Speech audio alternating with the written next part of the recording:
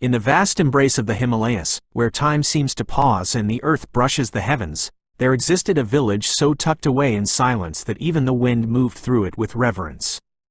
The mountains stood like ancient sentinels, their snowy crowns bathed in golden light at dawn, their shadows long and knowing by dusk. It was a place where life whispered rather than roared, where wisdom wasn't taught but absorbed, from the earth, the stars, the temple chants carried on morning air. This is where Aarav was born. From his earliest days, he was different.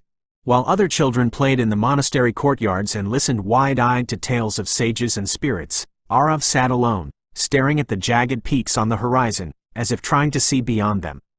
While others bowed before tradition, he asked questions: why, what else, what if? His restlessness was not petty rebellion, it was a hunger. A longing that pulsed in his veins. He did not yet know its name, but he knew it was powerful. He grew up surrounded by the quiet dignity of monks, who moved slowly and spoke less.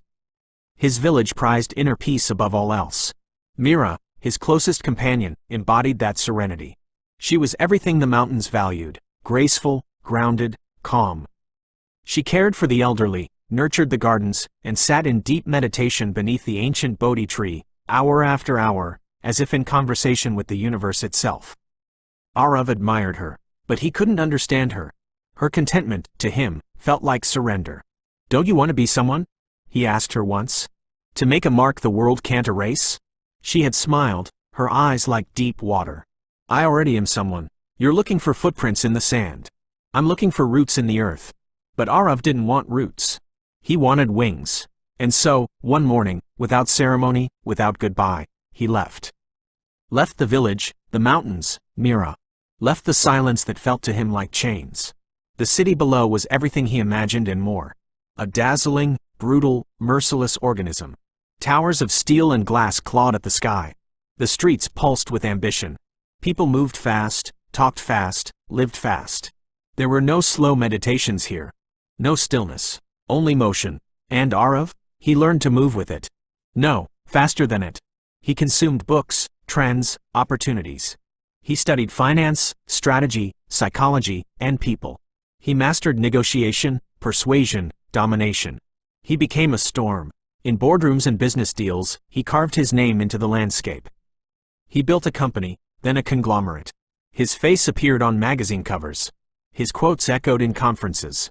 His wealth became the kind that others measured their dreams against. But with every new achievement, his peace receded just a little further into the shadows. At first, it was just sleepless nights, blamed on excitement. Then, it was an inability to be still. Every moment of stillness became unbearable. He needed stimulation, data, noise. He stopped hearing silence. It sounded too much like failure. Relationships became transactions. Friendships thinned. Family became background static. The empire he'd built consumed him. He told himself it was the cost of greatness. But greatness came with ghosts. The pressure grew. The fear of loss became obsessive. He checked stock prices before brushing his teeth. He installed cameras in every office. He began to see betrayal in every glance, competition in every handshake. He built walls around his soul so high that not even his former self could find a way in. And then, the inevitable. The betrayal came, not from a stranger, but from his closest ally. A business partner he had trusted like a brother. The market collapsed. His holdings imploded. His name, once synonymous with brilliance, became a cautionary tale. Lawsuits followed. Assets froze. Board members vanished. Reporters circled like vultures. And in the blink of an eye, the man who had everything, had nothing. Silence returned, but not the sacred, peaceful silence of Meera's monastery. This was a silence that mocked him. A silence of phones that no longer rang. Of friends who no longer came. Of thoughts he could no longer outrun. He was forced to confront the question he had buried beneath accolades and applause. Who am I, when all of it is gone? He had no answer. So, he went back, to the village he had once scoffed at. Not as a hero returning, but as a man undone. The mountains had not changed. The air was still crisp. The monastery gates still swung with a wooden creak. The prayer wheels still turned. And beneath the Bodhi tree, as if no time had passed at all, sat Meera.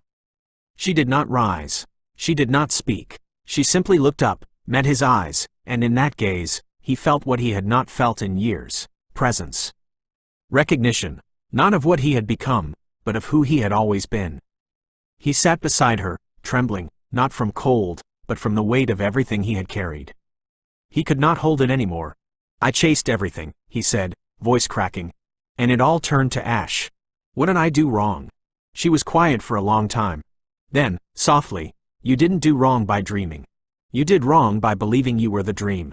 She told him of samudaya, the second noble truth of the Buddha. That suffering is born not from life itself, but from craving. From the endless hunger to possess, to control, to define ourselves by what we grasp. He frowned. "So should I just not want anything? Isn't that death, too?" "No," she said. "Wanting is human. But the prison begins when you must have what you want, or you believe you're nothing. You weren't building a life. You were building an identity. And you clung to it so tightly that when it cracked, it shattered you." He listened. Not with his mind, but with his soul. He stayed. He traded his custom suits for plain robes. His schedule of back-to-back meetings became a schedule of breath, steps, silence. He learned to rise with the sun, to eat with intention, to listen not to market trends, but to the wind. To stillness. He learned the art of being, not achieving, not acquiring, not impressing. Just being. At first, it was agony. His ego clawed at the walls. His ambitions screamed for resurrection. But the mountains do not rush. They simply are. And slowly, they taught him how to be. He worked, cleaned floors, cooked simple meals. He helped the old monks wash. Planted seeds, watched them grow. He meditated beneath the same Bodhi tree he had once mocked. And somewhere in those quiet days, something inside him healed. He came to understand. Peace is not a reward for renouncing the world. Peace is what happens when you stop tying your self-worth to the world's fluctuations. But the fire in him, the creative pulse, it didn't die. It matured. One evening, he asked Meera, "I still want to create. To build something again. Is that wrong?" "No," she said. "That fire is not your enemy. What matters is who's in control. If you chase the fire, it will burn you. If you carry it with grace, it will light your way." And so, Aarav returned to the world. But not as the same man. He did not abandon ambition, but he no longer lived through it. He built again, but he built lightly. He risked, but no longer out of fear. He won, but he knew how to lose. He gave, not for applause, but from wholeness. He meditated daily. He kept silence sacred. He mentored others, not to turn them into shadows of himself, but to help them find their own light. He returned every year to the village, to the Bodhi tree, to Meera. Years passed. His hair turned silver. His company grew again. But now, he didn't live in its shadow. One day, beneath the same branches, he looked at Meera and said, "I got everything I once wanted. But now I hold it lightly. I'm not afraid to lose it." She smiled. "Then you are truly free." The wind stirred the leaves above them, soft, ancient, eternal. And in that moment, a deeper truth echoed, not just in the Himalayas, but in every heart that has ever yearned, strived, succeeded, and fallen. Desire is not your enemy. Attachment is. You were never wrong to dream. Only wrong to believe you are your dreams. Chase what moves you. Create what calls to you. Love what you love. But never forget, you are already whole. The lotus grows in the mud, but floats untouched. Hope you enjoyed the story.